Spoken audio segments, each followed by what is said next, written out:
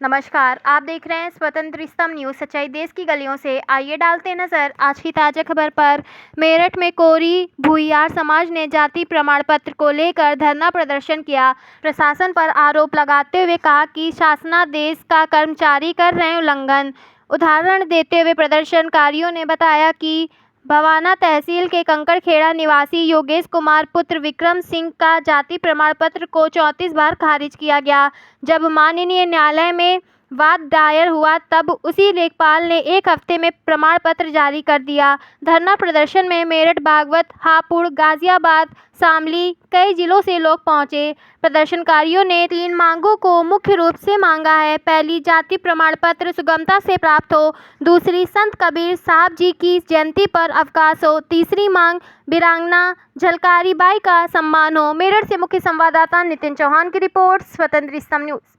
मेरा नाम अमरीश कुमार है।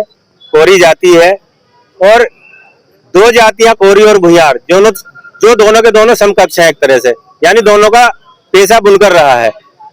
और दोनों के साथ ही समस्या ये आ रही है कि हिंदू जुलाहा कह के प्रमाण पत्र निरस्त कर दिया जाता है, जबकि शासन के अनुसार हिंदू जुलाहा नाम की कोई जाति नहीं है। और शासन ने बेसिक शिक्षा विभाग को भी और राजस्व विभाग को भी दोनों को स्पष्ट से लिख के दे रखा है।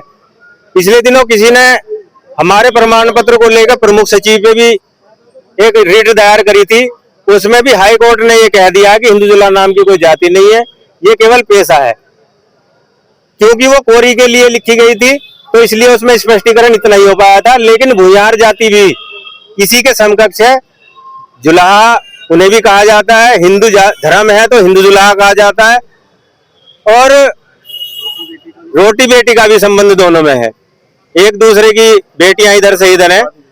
और सबसे बड़ी बात यह है कि आजादी से लेकर जो प्रमाण पत्र लगातार बने आ रहे हैं, कभी कोई कह देता है कि हमें नहीं पता किसने कैसे बना दिया, कभी कह देता है एक भाई का बन गया, दूसरे का पता नहीं कैसे बना दिया उसने।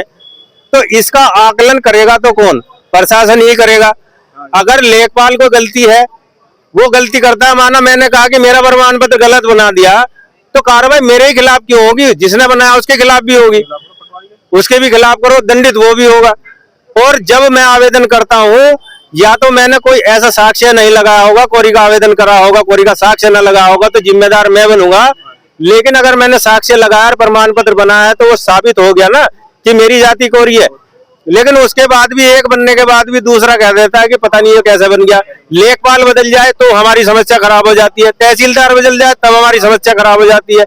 हम 4-4 साल तक उसे मतलब एक तरह से पुचकार के लाओ, कि उसे बात करके लाओ कि भाई हम कोरी हैं, हम कोरी हैं। गांव में जाएंगे तहसीलदार से, मेरे खुद के गांव में तहसीलदार साहब के 2018 में वहां पे कम से कम 100 आदमियों की रिपोर्ट लेकर आ गए। उसके बाद प्रमाण पत्र खूब अच्छे से बने। अब फिर से कहती है परिवार रजिस्ट्री नकल में तो हिंदू जुलाहा लिख रहा। परिवार रजिस्ट्री नकल ठीक कौन करेगा?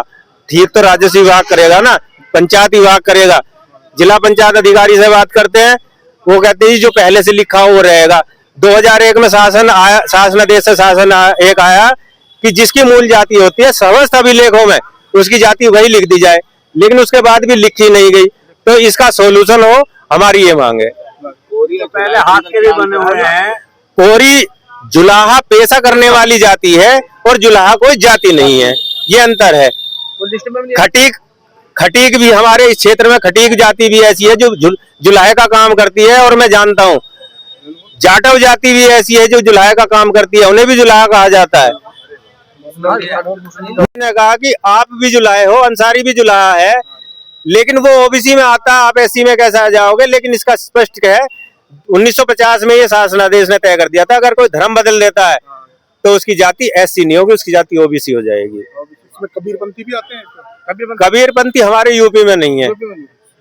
उत्तर प्रदेश में कबीरपंथी नाम का कोई मतलब जाति का कॉलम नहीं है। कोरी और भुयार हम 2 जातियां हैं जिनके ऊपर ये हमेशा से अटकलें लगी रहती हैं।